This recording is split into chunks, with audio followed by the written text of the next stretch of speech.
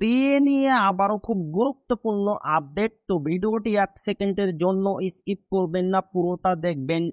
আর আপনি যদি আমাদের চ্যানেলের নতুন দর্শক হয়ে থাকেন এবং চ্যানেলকে সাবস্ক্রাইব না করে থাকেন, তো অবশ্যই চ্যানেলকে সাবস্ক্রাইব করবেন এবং আমাদের পাশে থাকবেন।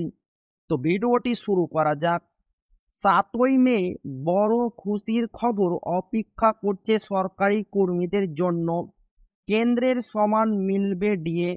পশ্চিমবঙ্গের সরকারি কর্মচারীদের মহার্ঘ ভাতা মামলায় সুপ্রিম কোর্টের তরফে গুরুত্বপূর্ণ তথ্য সামনে এসেছে। মামলাটি টপ অফ দ্য লিস্ট এবং 3জন বিচারপতির বেঞ্চে শুনানির জন্য উঠতে চলেছে মে মাসের 7 তারিখে। একটানা কয়েক বছর ধরে সুপ্রিম কোর্টে চলছে মহার্ঘ ভাতা নিয়ে মামলা। এখনো এর কোনো শুনানি হয়নি। এর আগে মোট 16বার সুপ্রিম কোর্টে ডিএ মামলার শুনানি পিছিয়েছে, যা নিয়ে কার্যত হতাশ রাজ্যের সরকারি কর্মচারীরা। তবে এবার পশ্চিমবঙ্গ সরকারি কর্মচারীদের মহার্ঘ ভাতা ডিএ নিয়ে সুপ্রিম কোর্ট তরফে দুটি গুরুত্বপূর্ণ তথ্য সামনে এসেছে।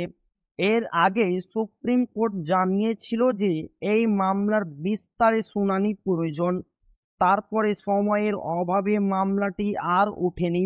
এবারে সরকারি কর্মীদের জন্য আসার খবর হলো মামলাটি টপ অফ দ্য লিস্ট রয়েছে। ডিএ মামলা শুনবেন 3জন বিচারপতি। মামলাটি 3জন বিচারপতির বেঞ্চে পাঠানোর সিদ্ধান্ত নিয়েছে সুপ্রিম কোর্ট। এবার এই 7 তারিখের দিকে নজর সকলের। মে মাসের 7 তারিখ অর্থাৎ বুধবার এই ডিএ মামলাটি সুপ্রিম কোর্টে উঠতে চলেছে।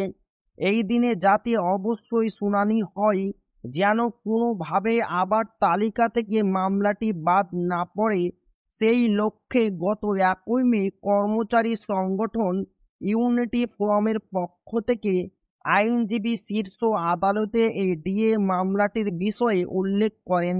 জানা যাচ্ছে ডিএ মামলাটি বিচারপতি বিক্রম নাথ, বিচারপতি সঞ্জয় কারোল এবং বিচারপতি সন্দীপ মেহতার বেঞ্চে শুনানির জন্য উঠতে চলেছে। প্রসঙ্গত 2022 সালের 28শে নভেম্বর রাজ্য সরকারি কর্মচারীদের ডিএ মামলা প্রথমবার সুপ্রিম কোর্টে উঠেছিল। তারপর গত বছর ডিসেম্বরে মামলাটি শেষবার শুনানির জন্য উঠেছিল।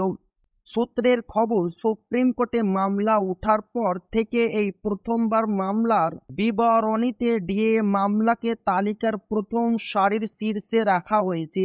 অর্থাৎ 7 তারিখ একদম প্রথমে এই মামলার শুনানি হবে। মামলাটি সেই তারিখে অবশ্যই সমাপ্তি হবে বলে আশায় রয়েছে সরকারি কর্মীরা। তাই আবারও তারিখ পে তারিখ এর মতো এই মামলার শুনানি পিছিয়ে যাওয়ার সম্ভাবনা কম বলে মনে করছেন সবাই। তো এই ছিল ডিএ নিয়ে খুব গুরুত্বপূর্ণ আপডেট, যা আপনাদের মাঝে শেয়ার করলাম। তো ভিডিওটি ভালো লাগলে অবশ্যই আপনার বন্ধুদের শেয়ার করবেন, যাতে তাদের উপকার হয়। আর আপনি যদি এখনো আমাদের চ্যানেলকে সাবস্ক্রাইব না করে থাকেন, তো অবশ্যই চ্যানেলকে সাবস্ক্রাইব করবেন এবং আমাদের পাশে থাকবেন। তো আবারও দেখা হবে ডিএ রিলেটেড খুব গুরুত্বপূর্ণ ভিডিওতে।